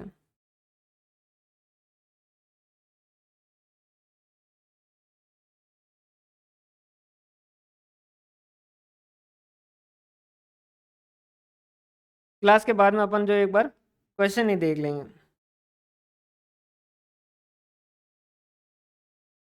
Method of least square deviation method, इसमें देखो दोनों, sorry, method of least square और डेविएशन मेथड दोनों में फर्क क्या है। यहाँ से क्वेश्चन बनने के चांसेस ज्यादा, देखो यहाँ तो क्या होगा, 3 नॉर्मल इक्वेशन की जरूरत होगी, यहाँ 2 नॉर्मल इक्वेशन की जरूरत होगी। ये कॉम्प्लेक्स है, ये इजी है। यहाँ ए जो है वो 0 नहीं है, उसकी वैल्यू कैलकुलेट होती है, वहाँ ए की वैल्यू क्या है, 0 है।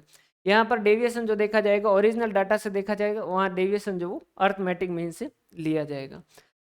और जो थर्ड मेथड है, लास्ट मेथड है, वो है method of using X bar, standard deviation and R. अगर ये तीनों दे रखे हैं तो उन्होंने कहा कि फिर हम थोड़ा सा आपको इजी बता देंगे। हमने कहा ठीक है। एक ट्राइवेरिएट डिस्ट्रीब्यूशन एक्चुअल मीन तीनों के दे रखे हैं, तीनों के स्टैंडर्ड डेविएशन दे रखे हैं, और zero order correlation. Zero order correlation जो क्या होता है, आगे इसको लिखा भी है। जीरो ऑर्डर कोरिलेशन का मतलब क्या है, जैसे x1 और x2 को आप स्टडी कर रहे हो, तो बाकी कोई भी वेरिएबल है उसको आपने नलिफाई नहीं किया है, कांस्टेंट नहीं किया है, तो वो क्या कहलाता, जीरो ऑर्डर। जैसे कि बारिश का इम्पैक्ट देख रहे हो आप क्रॉप के ऊपर, तो आपने बाकी जो है जैसे टेम्परेचर वगैरह, जमीन के उपजाऊपन वगैरह, उन सबको कांस्टेंट किए बिना अगर पढ़ते हो ना, तो वो क्या होते हैं, जीरो ऑर्डर कोरिलेशन। नॉर्मली हम जो भी पढ़ते हैं वो सारे के सारे कौन से पढ़ते हैं, जीरो ऑर्डर कोरिलेशन नहीं पढ़ते हैं, क्योंकि अपन बाकी कहीं पे भी अभी जैसे कार्ल पियर्सन वगैरह पढ़े तो वहां पर कभी भी हमने किसी को कांस्टेंट किया नहीं, हम सिर्फ दो का ही इम्पैक्ट देखते हैं। समझ आ रही बात, तो वो सारे के सारे कौन से, जीरो ऑर्डर कोरिलेशन ही आते हैं। अगर उसमें एक को जो है वो कांस्टेंट कर दिया जाए तो उसे क्या कहा जाता है, फर्स्ट ऑर्डर कोरिलेशन। ऊपर जो है लिखा था फर्स्ट ऑर्डर रिग्रेशन, उसका भी कॉन्सेप्ट सेम इसी तरीके से, कि अगर एक को कांस्टेंट किया जाएगा तो वो फर्स्ट ऑर्डर कहलाएगा, अगर किसी को भी कांस्टेंट नहीं किया जाता है तो वो जीरो ऑर्डर कहला जाएगा, दो को अगर कांस्टेंट करते हैं तो वो टू ऑर्डर कोरिलेशन कहलाएगा। और अगर आपको रिग्रेशन कोएफिशिएंट पता है R12 R13 R23, तो उसकी हेल्प से आप क्या कर सकते हो, मल्टीपल रिग्रेशन इक्वेशन जो है उसको और ज़्यादा अच्छे से पता कर सकते हैं। Under this, partial regression coefficient are not computed by solving simultaneous equation of origin, but original formula based on the standard deviation R and जो है वो यूज किया जाता है। मतलब कि यहाँ पर जो है जो रिग्रेशन कोएफिशिएंट है B1 2.3 B2 3.21 और ये जो है वो नॉर्मल इक्वेशन से सॉल्व नहीं करते हैं, इनके लिए पर्टिकुलर, इसके लिए और इसकी कैलकुलेशन के लिए क्या है, अलग से फॉर्मूला है। क्लियर, ये x1 जो है इसका मतलब क्या है, ये स्मॉल x1 है तो x1 x माइनस एक्स बार, ये इस तरीके से। ये जो है ये दो फॉर्मूले आपको और जो है वो देख लें, तो 7 और 2 हो चुके हैं 9। 7 और 2 जो है वो कितने, टोटल आपके फॉर्मूले हो चुके हैं 9। ये 9 फॉर्मूले आपको याद नहीं करने, आप 2-3 बार देखोगे ना तो इनका लिंक बैठ जाएगा और फिर आपको ये चीज़ें जो समझ आने लग जाएंगी।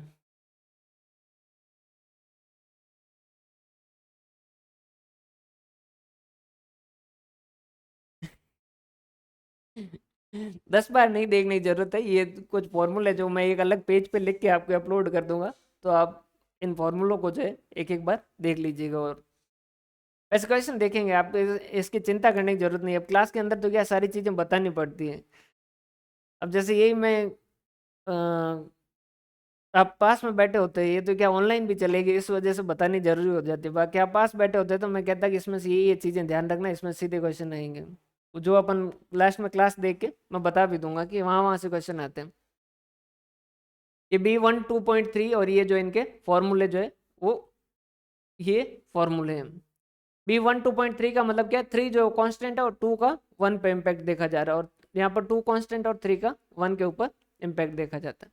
बाकी म्यूचुअल रिलेशनशिप और बाकी के कॉन्सेप्ट जो है इसके सेम है। जैसे B1 2.3, जैसे R1 2.3 क्या होगा, B1 2.3 और B2 1.3। जैसे तीसरे को कांस्टेंट किया गया है तो इसका मतलब क्या है, तीसरा हर जगह ही कांस्टेंट है। तीसरा जो वो यहाँ भी कांस्टेंट है, यहाँ भी कांस्टेंट और यहाँ भी कांस्टेंट। और 1 2 का R12 कैसे देखते हैं, बी आर एक्स वाई कैसे देखते हैं, बी एक्स वाई गुणा बी वाई एक्स, तो सेम वैसा का वैसा देखा जाता है और ये अंडर रूट के हिसाब से। क्लियर है, बाकी सेम कॉन्सेप्ट है। क्योंकि ये जो वो +1 से ज़्यादा नहीं हो सकता, इस वजह से अगर ये 1 से ज़्यादा है तो ये 1 से कम होगा। अगर ये दोनों पॉजिटिव है तो आर जो वो क्या होगा, पॉजिटिव होगा। ये दोनों अगर नेगेटिव है तो ये भी क्या होगा, नेगेटिव होगा। पार्शियल कोरिलेशन कोएफिशिएंट -1 से +1 तक चलते हैं। अगर वो 1 से ज़्यादा है तो वो एक से ज़्यादा है तो दूसरा 1 से कम होगा, और दोनों अगर अ,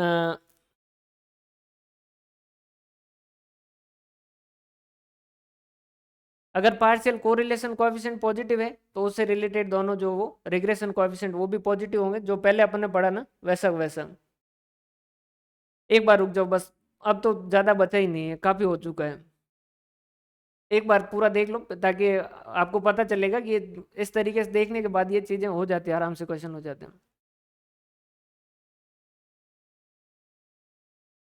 उसके बाद में है स्टैंडर्ड एरर ऑफ एस्टिमेट्स। जो आपने प्रिडिक्ट की है वैल्यू वो सही है या नहीं है, उसको चेक करने के लिए स्टैंडर्ड एरर जो वो कैलकुलेट की जाते हैं। जैसा वहां पर कैलकुलेट करे थे वैसा को वैसा x1 माइनस एक्स की जो estimated value into square divided by n -3 करना है। वहां पर डिवाइड बाई n करते हैं, स्टैंडर्ड डेविएशन वगैरह सब जगह क्या करते हो, n करते हो या n-3 करना है।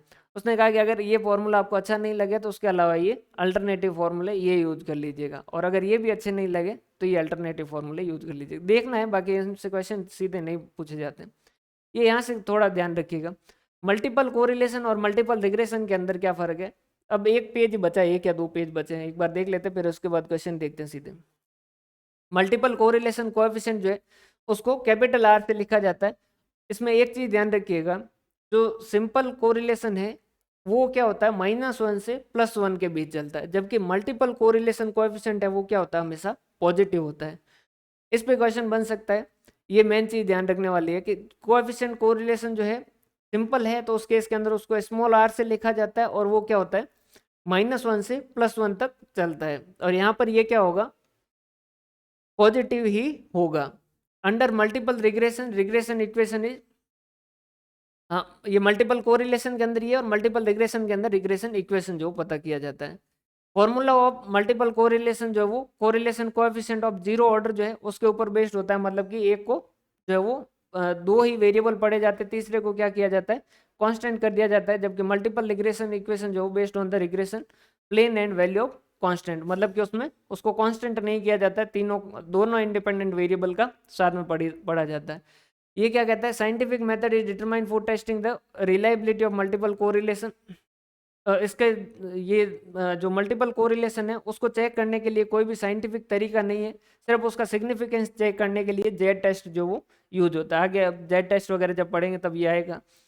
और इसकी मल्टीपल रिग्रेशन की जो रिलायबिलिटी चेक कर सकते हो आप स्टैंडर्ड एरर कैलकुलेट करके। Multiple correlation coefficient interpret only degree of correlation, वो जो है क्योंकि अब हमेशा ही पॉजिटिव होता है इस वजह से डिग्री तो बता देगा लेकिन डायरेक्शन जो वो नहीं बताएगा। वैसा का वैसा वो कह रहा है कि रिग्रेशन के अंदर भी काफ़ी सारी जो वो प्रॉब्लम फेस होती है, क्योंकि उसकी बहुत सारी एजम्पशन है जो कि फुलफिल नहीं होती। एडवांटेज क्या है, अब लास्ट ही पेज बचा। एडवांटेज क्या है, एस्टिमेट करने में मदद करता है, more wide information as compare to correlation coefficient. और उसके अलावा मेजरमेंट ऑफ डायरेक्शन जो ज़्यादा इन्फॉर्मेशन दे देगा, और measurement of direction of correlation, जो कोरिलेशन है क्योंकि वो सिर्फ जो है वो डिग्री बता रहा है, पॉजिटिव और नेगेटिव पता करना है तो आप मल्टीपल रिग्रेशन के हिसाब से पता कर सकते हो। बी एक्स वाई और बी वाई एक्स दोनों पॉजिटिव है तो ये भी पॉजिटिव हो जाएगा, दोनों नेगेटिव है तो ये भी नेगेटिव हो जाएगा। लिमिटेशन क्या है, एजम्पशन ऑफ लीनियरिटी, लीनियर ही मान रहे हैं, ये एक जो है वो दिक्कत है। उसके अलावा ये मानते हैं कि कोई दूसरा फैक्टर है, जैसे 3 को स्टडी कर रहे हैं कि इनके अलावा कोई भी इनके ऊपर इम्पैक्ट नहीं आ रहा है, जो कि कोई ज़रूरी नहीं है। उसके अलावा वो कह रहा है कि कई बार जैसे टाइम सीरीज की वजह से आ जाता है, जैसे कि आज जो है वो जैसे मेहनत आपने आज की है और उसका एग्ज़ाम बाद में होगा और उसका रिजल्ट जो है वो और बाद में आएगा तो उसमें टाइम लग जाता है, तो टाइम के गैप के कारण भी क्या हो जाता है, ये इनके सही तरीके से स्टडी नहीं हो पाती और कॉम्प्लेक्स है ये तो आपको बताने की जरूरत नहीं है। जीरो ऑर्डर कोरिलेशन ये अपन ने बता चुके हैं, वही है वैल्यू। और वैसा का वैसा जैसा एक्सप्लेन वेरिएंस जो वो कोएफिशिएंट ऑफ डिटर्मिनेंट वगैरह पढ़े थे ना, सेम वैसा का वैसा रिग्रेशन के अंदर भी आएगा, एक्सप्लेन डिवाइडेड बाय टोटल और अनएक्सप्लेन डिवाइडेड बाय टोटल, जिसकी वैल्यू 0 से 1 तक चलती है। कोएफिशिएंट ऑफ डिटर्मिनेंट पढ़े थे ना, सेम वही है। अगर इसकी वैल्यू 0 है इसका मतलब क्या है, रेस्पॉन्स वेरिएबल या फिर जो डिपेंडेंट वेरिएबल है can not be explain by the predicted variable at all. और अगर इसकी 1 है मतलब कि पूरी तरीके से जो डिपेंडेंट वेरिएबल उसको क्या कर सकते हैं अपन, प्रिडिक्ट कर पाते हैं कि ये उसके कारण ही आया है। इसके मैं क्वेश्चन जो है वो आपको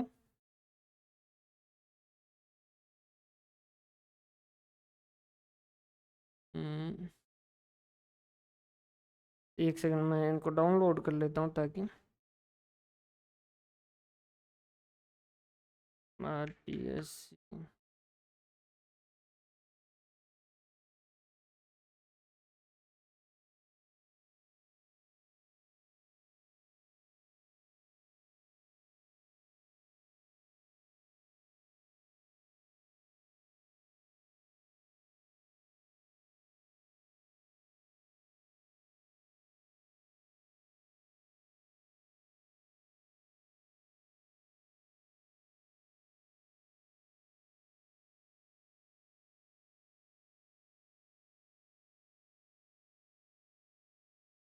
कोरिलेशन और रिग्रेशन के सारे ही क्वेश्चन देख लेते हैं यहीं पर।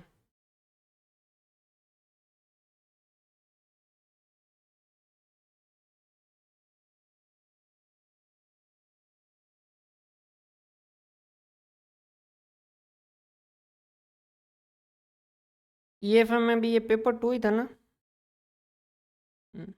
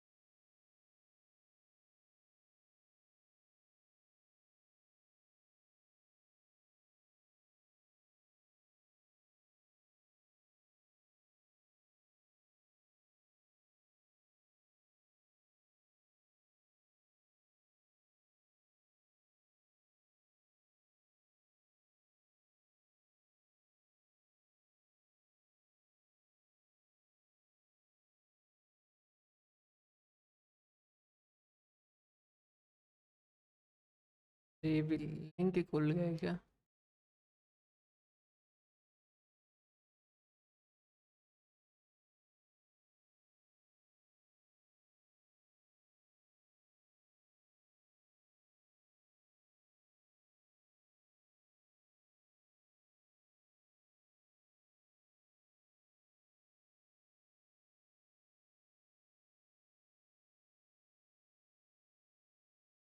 हम्म, हाँ इसमें क्वेश्चन नंबर आइए आप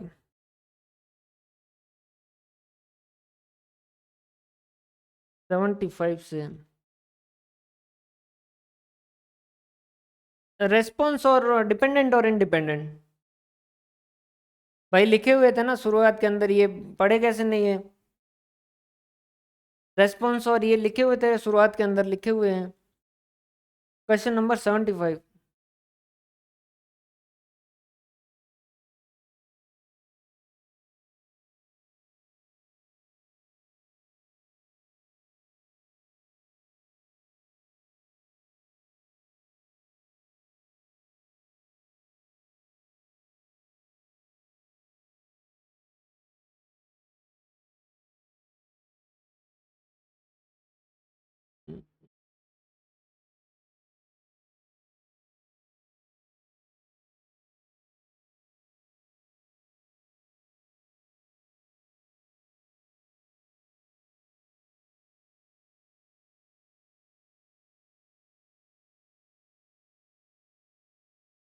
ये 75, ये अलग कैसे है?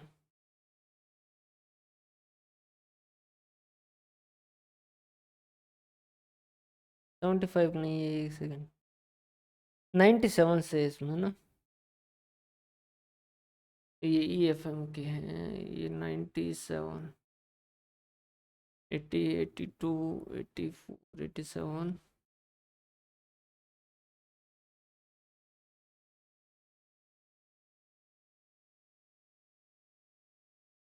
हम्म। Principle of correlation prove to be very useful, Y?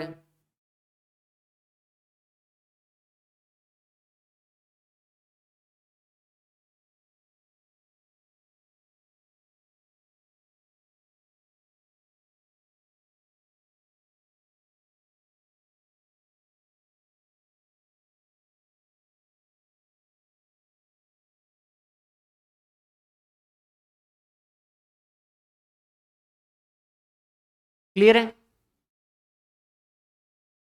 देखो यहाँ पर अगर किसी को ये कंफ्यूजन हो ना कि ये प्रिडिक्ट और फोरकास्ट जो वो तो रिग्रेशन होता है, रिग्रेशन के अंदर भी इस्तेमाल यही होता है ना, रिग्रेशन।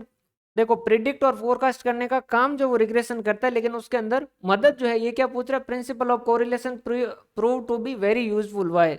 यूजफुल क्यों है? क्योंकि वो प्रिडिक्ट और फोरकास्ट करवाने में मदद जरूर करता है। समझ आ रही बात? उसके फॉर्मूले में ये काम आता है। 98 कीजिए, बताइए भाई।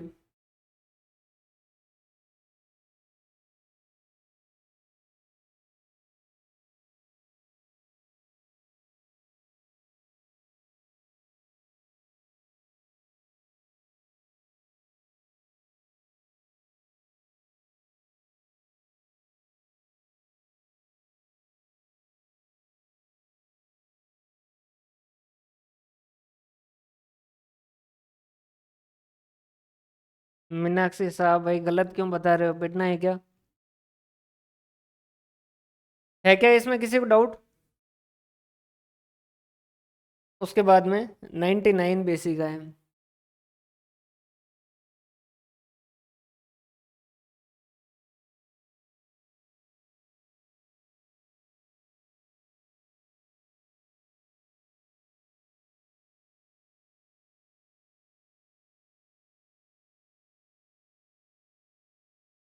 वैसे जिसमें ये ऑल ऑफ दबो था, उसमें तो ईबीएसटी ऑल ऑफ दबो ही था।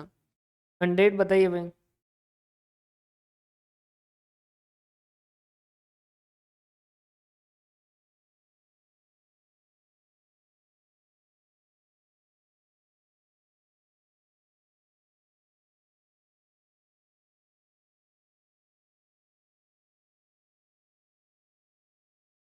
भाई ये बाकी टाइम क्यों लगा रहे हो नोट्स में से? भाई नोट्स का मतलब यही है कि आपको पूरी बुक नहीं पढ़नी है, इतनी चीजें पढ़नी है, इसमें से ये सारी चीजें ही हैं, उससे बाहर नहीं है, एक भी चीज बाहर नहीं जा रही है ना, तो ये उनको बार बार पढ़ो। 100 कर लोगे ना ये? उसके बाद में 101 बेसिक है।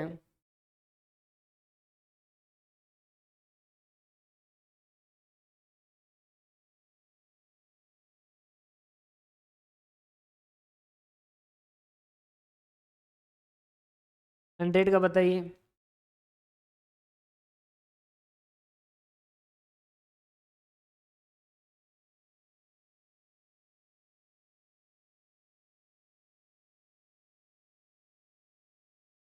3 है ना? डिग्री और डायरेक्शन कैसे? बी एक्स वाई और बी वाई एक्स जो है, उसका मल्टीप्लाई करके अंडर रूट करोगे तो आर जो वो पता हो जाता है। ये आ गया मल्टीपल डिग्रेशन का। अब बताओ भाई।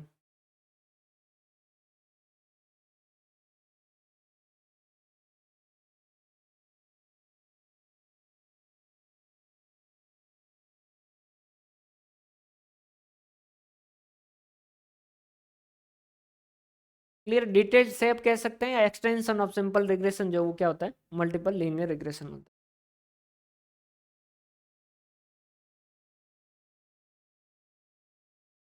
है। ये इसमें इतने ही है। उसके बाद में आते हैं अपन ई एफ एम वाले।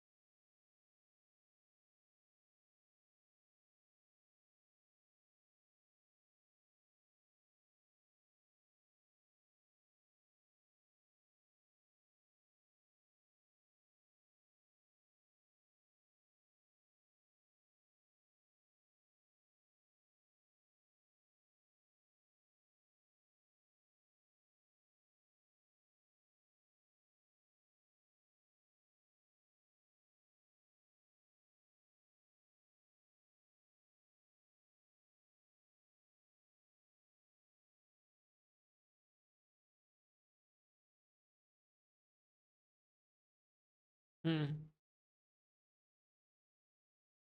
हम्म,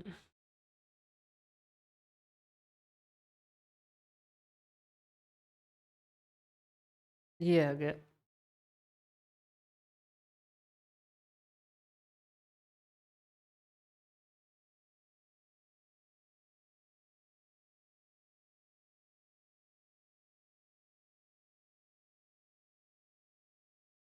स्लो स्लो चलना पड़ेगा नहीं ठीक।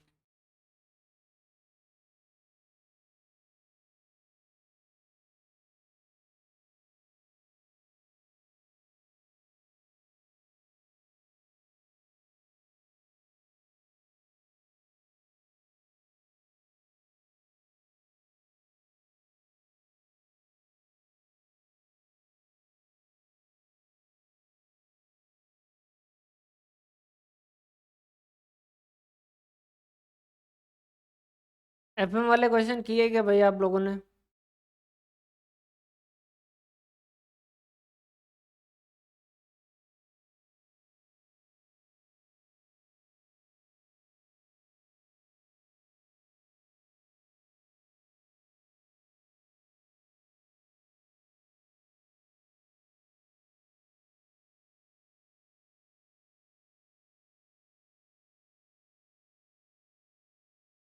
मेमोरी फुल हो गई इसकी, इस वजह से स्लो चल रहा है।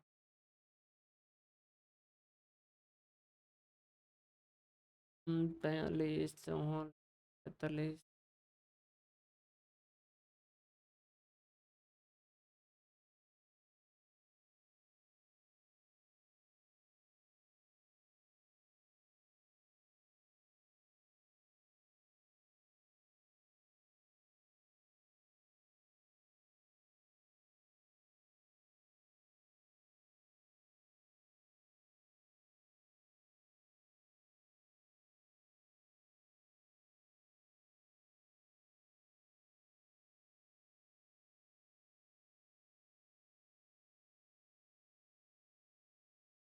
एबीएसटी के लिए इन्होंने पिछली बार जो के एन नागर वाली बुक जो है वो, या राजपुरोहित वाली बुक है, वही कंसिडर की थी, उनसे उसी से ज़्यादा क्वेश्चन पूछे थे।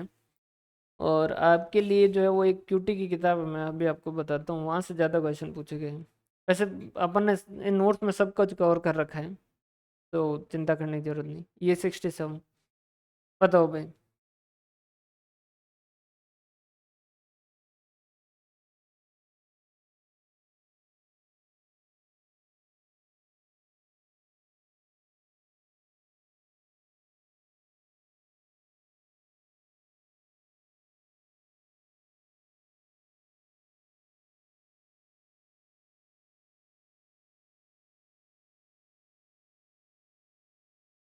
बताओ भाई इसका आंसर बताओ, 67 का।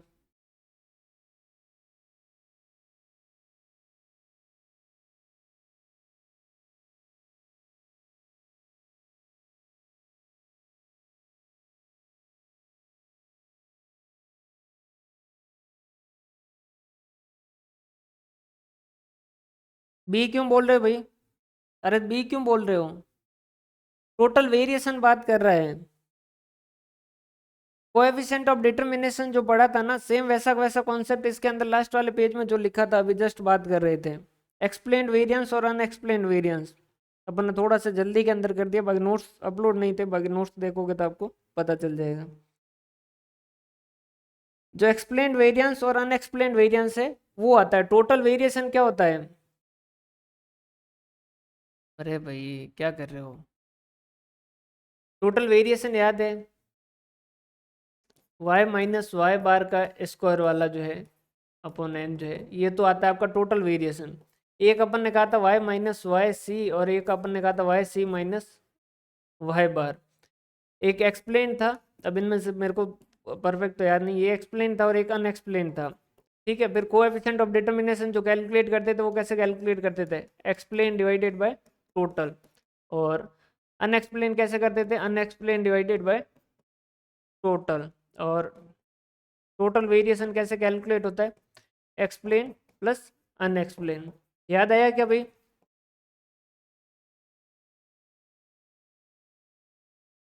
अरे याद आया क्या ये वाली चीजें? कोएफिशिएंट ऑफ डिटर्मिनेशन का एक अलग से पीडीएफ जो अपलोड किया था, याद आया ना? यूं क्यों कर रहे हो भाई, मार करनी है क्या? नेक्स्ट वाला कीजिए।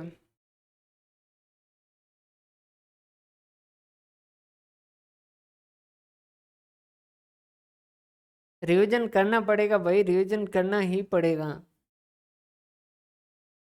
रिवीजन करते ही रहना पड़ेगा, करना नहीं, करते ही रहना पड़ेगा। 68 बताओ।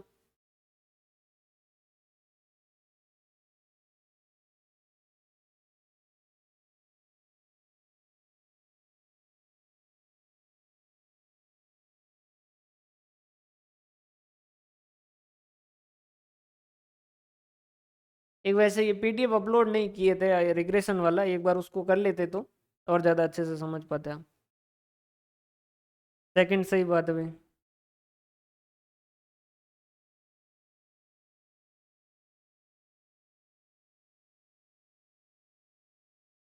उसके बाद में है आपके सीधा 75th, 70, 72, 73, 75th। बताइए भाई 75th का कौन सा होगा?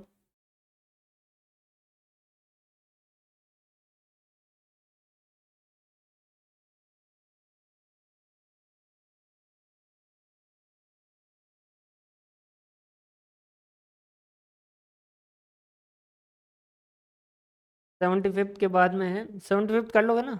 उसके बाद में है 76th।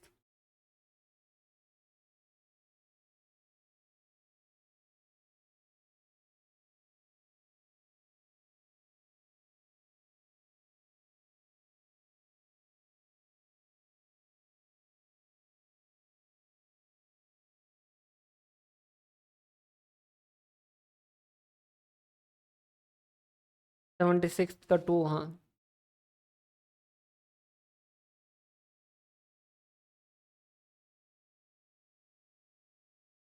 77 बताओ भाई।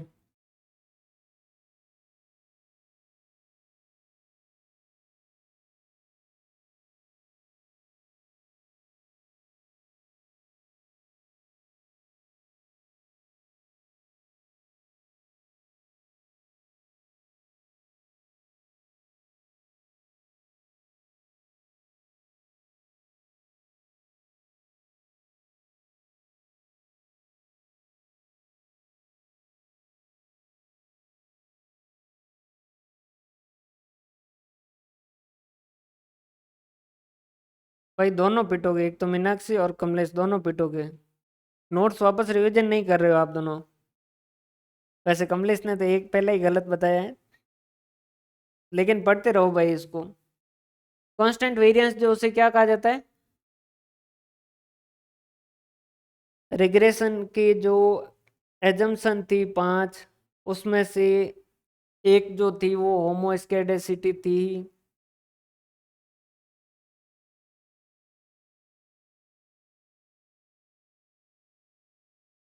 याद आई? एक नो मल्टी कॉलोनरिटी थी, एक नॉर्मलिटी थी। याद आ रहा है?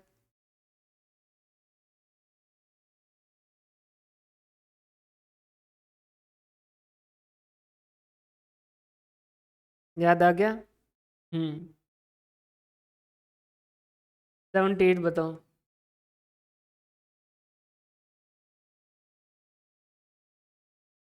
78 में थोड़े कंफ्यूज हो सकते थे लीनियर मेथड के अंदर, बाकी जो है वो क्वेश्चन सिंपल सिंपल से थे। 78 बताओ भाई।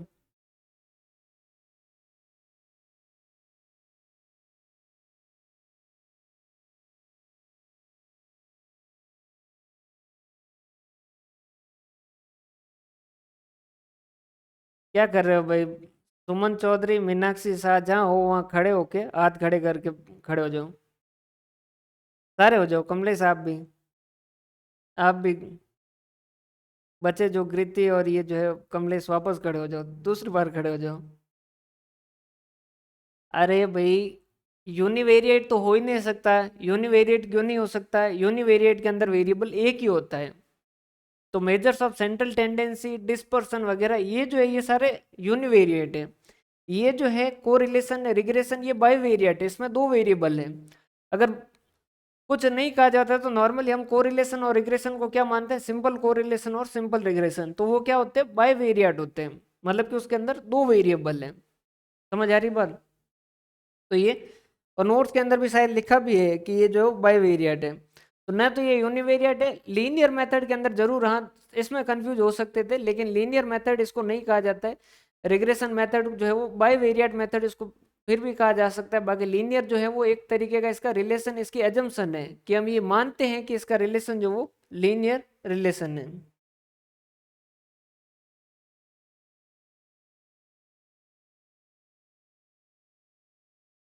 78 से कांस्टेंट वेरिएंस वाला,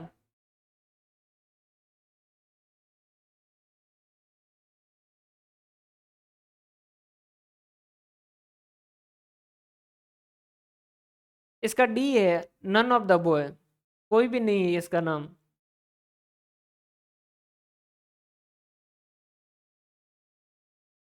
इसमें जरूर कंफ्यूज हो सकते थे, बाकी वाले तो सिंपल से क्वेश्चन थे। इसमें लीनियर मेथड के अंदर हो सकते थे, बाकी लीनियर मेथड जो क्या है, ये रिग्रेशन जो वो मानता है कि ये लीनियर रिलेशन है, बाकी ऐसा नहीं है कि लीनियर मेथड ही है। ये रिग्रेशन जो है उसकी एक एजम्पशन है कि हम मानते हैं कि भाई इनका रिलेशन जो वो क्या है, लीनियर रिलेशन है। समझ आ रही बात? बाकी लीनियर मेथड नहीं है।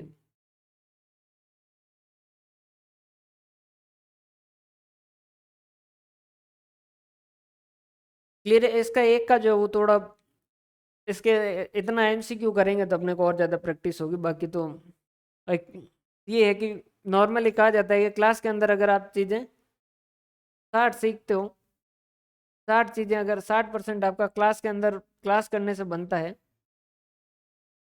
तो आपका नेक्स्ट जो 60 20 और 20 कहा जाता है कि 60 अगर आपने क्लास और कॉन्सेप्ट अच्छे से हैं तो आप 60 क्वेश्चन सही कर पाओगे। फिर उसके बाद में आपने कंटिन्यूस रिवीजन किया है तो आगे वाले 20 क्वेश्चन सही कर पाओगे। और फिर उसके बाद में आपने एमसीक्यू प्रैक्टिस की है तो आगे वाले 20 क्वेश्चन सही कर पाओगे। समझ आ रही बात? क्लियर है?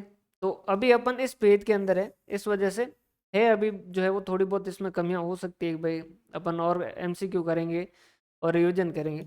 रिवीजन के लिए लास्ट के अंदर जब ये चैप्टर कंप्लीट हो जाएंगे, वैसे भर्ती की अगर आपके पास न्यूज हो तो पता नहीं, बाकी अभी कुछ है नहीं। अपन नॉर्मल माने कि भाई एग्जाम जो नोटिफिकेशन है वो मई 30 तक आए, तो मई 30 तक आए तो अपन कोर्स काफ़ी जो कर चुके होंगे। मैक्सिमम जो है वो जून 15 तक जाएगा, क्योंकि स्टेट्स अपन ने थोड़ी स्लो चलाई है। जून 15 तक जाएगा ना, तो भी जून 15 के बाद में आपके जो भी सब्जेक्ट है उनकी एक एक मैराथन क्लास जो है वो ले लेंगे, जिसके अंदर जो वो 5 6 घंटे जितने भी लगेंगे उसके अंदर।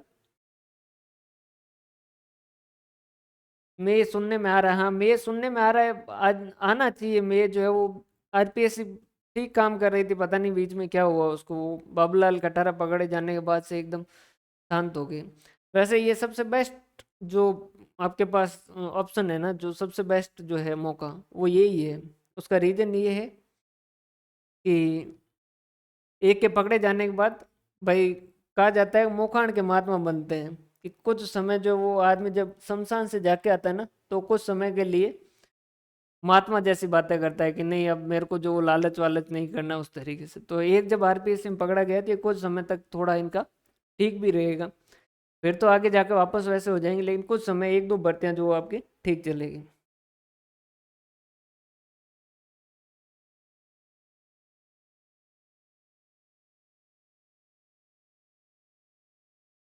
क्लियर है? तो भाई क्लास है अभी चल रही है, उसके बाद में जो अपन एमसीक्यू पे ज़्यादा काम करते हैं। एक्चुअली एमसीक्यू का जो बनाता है ना, जो उसको टेस्ट के फॉर्मेट में एमसीक्यू सेलेक्ट करने के बाद में, उसके खुद के चल रहे हैं अभी एमकॉम के एग्ज़ाम। तो ये मेरे को खुद को जो वो संडे को बैठ के, मतलब सैटरडे को बैठ के करने पड़ेंगे। बाकी भाई पूरा दिन जो क्या है, ये नोट्स बनाने में जो वो चले जाते हैं। सुबह से लेके शाम तक भाई एक ही काम चलता है। सुबह उठ के एक उस जिस टेबल पे बैठते हैं उसी टेबल पे जो उस वहाँ से सीधा ये क्लास आते हैं कंटिन्यू, ताकि ऐसा है कि इनसे बाद में आपको बाहर कुछ चीजें जो वो देखनी नहीं पड़े। ये जो चीजें आप बार बार रिवीजन करोगे तो क्वेश्चन आपको इसी से मिलेगा, ये पक्का है। क्लियर है भाई? तो मेहनत कर रहा हूँ, रिजल्ट नहीं आया ना तो देखो एक एक का एड्रेस ले लेके निकाल निकाल के पीटने होंगे ना, इस वजह से। और आजकल तो कॉन्सेप्ट भी चलता है फेमिनिज्म का कि भाई लड़के और लड़कियां बराबर है तो दोनों बराबर पिटेंगे, इस वजह से अच्छे से मेहनत कीजिएगा। बिल्कुल हिंदी में करवाएंगे भाई। कल जो है वो मैंने इसके क्या कहते हैं कैश फ्लो स्टेटमेंट तक के हिंदी के नोट्स जो है वो स्कैन कर चुका हूँ। आज जो है वो इनको अपलोड पे लगाएंगे। एक्चुअली क्या, अपलोड लगाने से पहले वो उसके पीछे वाटर मार्क वगैरह लगाना पड़ता है, नहीं तो क्या ये सारे फिर उसको करवाएंगे हिंदी में, सारे करवाएंगे। आपके एफएम के जो है वो कैश फ्लो स्टेटमेंट तक के बन चुके हैं, और उनको जो वो मैं आज जो है वो 3 चैप्टर 4 चैप्टर आज अभी अपडेट कर दूंगा, और 2 3 जो वो सुबह तक अपडेट कर दूंगा। और फिर एफएम पूरी होते से ऐसे स्टेट्स पे भी काम चलेंगे।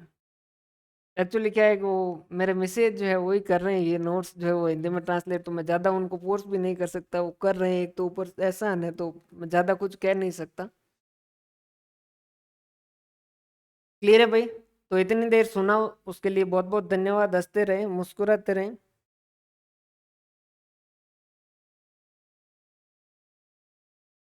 देख लीजिएगा एक बार, प्रिंट निकाल के देख लीजिएगा। बाकी वैसे इंग्लिश में पढ़ना ज़्यादा ठीक है, क्योंकि कुछ क्वेश्चन जो वो क्या करते हैं सेम जो है वो हिंदी में जैसे कांस्टेंट लिखा है तो हिंदी में कांस्टेंट लिख देते हैं, तो वहाँ पर आपको दिक्कत आती है। इस वजह से इंग्लिश में पढ़ोगे तो और ज़्यादा आपको अच्छा लगेगा।